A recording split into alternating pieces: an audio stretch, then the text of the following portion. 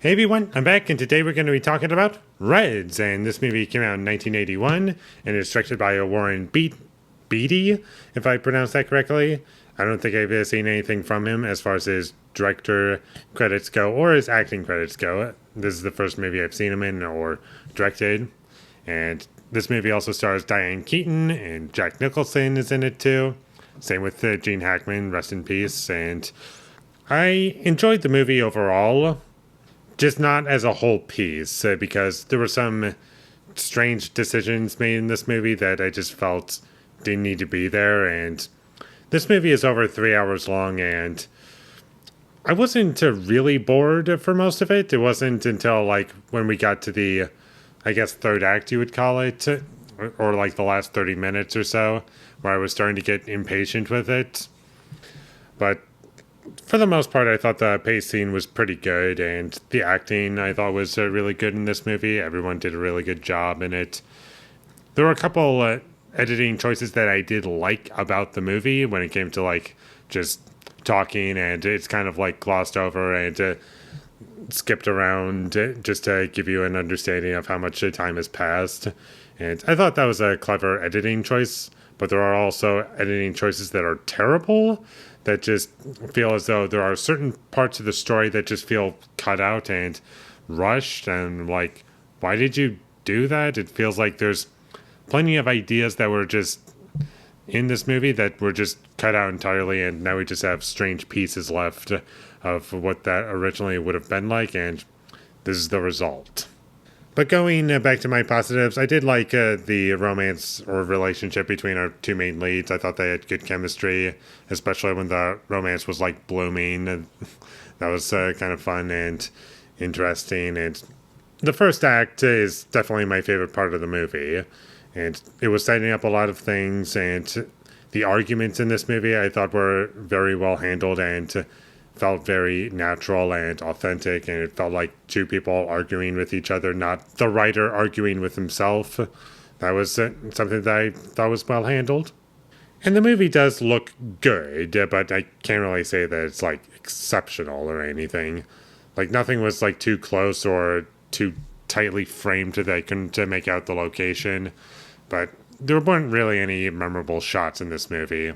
Most of the movie is solid, and I enjoyed the film overall. There's plenty of good scenes, but unfortunately, as a whole piece, there isn't that one particular scene that really sticks with me and I'm going to remember this movie for, unlike Ben-Hur, which I just reviewed. And the only reason I'm bringing that up is because I guess that this is part of a trilogy that I made for myself of movies that are supposedly good that are over 3 hours long, and this is the second one out of the three that I've seen, that I've never seen before. And unlike Ben-Hur, there are some scenes that I will remember that movie for and really stuck with me, whereas this movie doesn't really have that one standout scene. It's all solid, decent, whatever.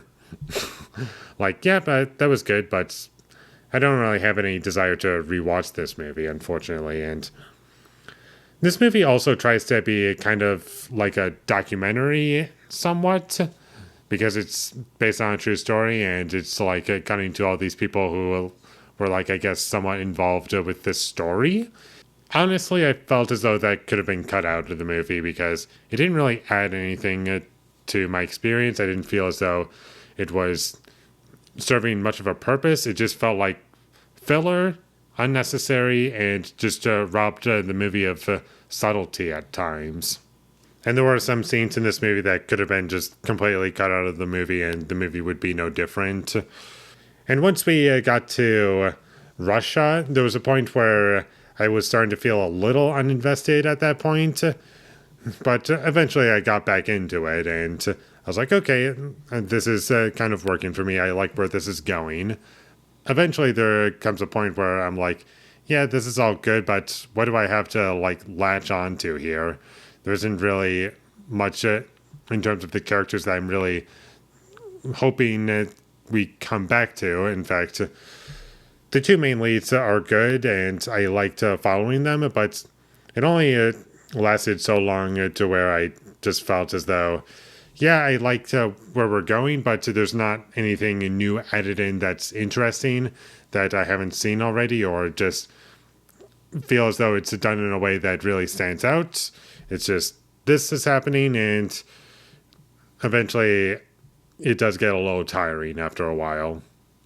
And about halfway through the movie, with the amount of cutting back to real people who this movie just wants to focus on, I kind of got this idea that if this movie were just a documentary that was like, I don't know, 90 minutes, 2 hours, it would be much better. It would fix a lot of the issues for me personally. And when the movie was over, I could remember certain scenes in it, but I don't really have a full timeline of the entire film. As in, like, the 3 hours that happened. Like, I remember most of what happened in the last 30 minutes. I remembered things towards the beginning. I remember where things go in the story. But that's about it. Like, the stuff with Jack Nicholson, I can remember, and a couple other things, some drama sprinkled throughout, and that's about it. And when the movie was over, I kind of realized that this movie is nominated for Best Picture, and so is Ben-Hur, and it kind of got me thinking that, generally speaking, somewhere between that, half the time, or, like, for the most part, like, one of those three, or in between those three, possibly, I'm not sure. I think just Best Picture nominees that the Academy is paying attention to, or what they vote on, or whatever, those movies are just not films that are for me. They're just crowd pleasers that I just don't really connect with. And of course, this is not the case for every single movie, but most of them, as of right now, I just don't really connect with them all that much. Or at least not as much as the average person might. Because I feel as though this is a highly rated movie and people consider it to be a huge classic. And same with like Ben-Hur and some other movies, Chariots of Fire, like those are just movies that I don't really connect with very well. I'm not saying that these movies are bad, I'm just saying that in terms of my own personal experience, there's plenty of other movies that I like a lot better that are like kind of a mix between crowd pleasers and like art films that I just really love. Sometimes I enjoy crowd pleasers, like Jurassic Park, I really love. That's probably like the best example I can think of off the top of my head for movies that are like crowd pleasers that I really love. Or like Terminator, just about most of James Cameron movies, I guess. Those are pretty great, but for the most part, those are just movies that are not what I'm after. So, Reds, it was decent. I liked it, but I'm probably never going to watch it again. It was fine. So, with all that being said, I'm going to give Reds a 6 out of 10.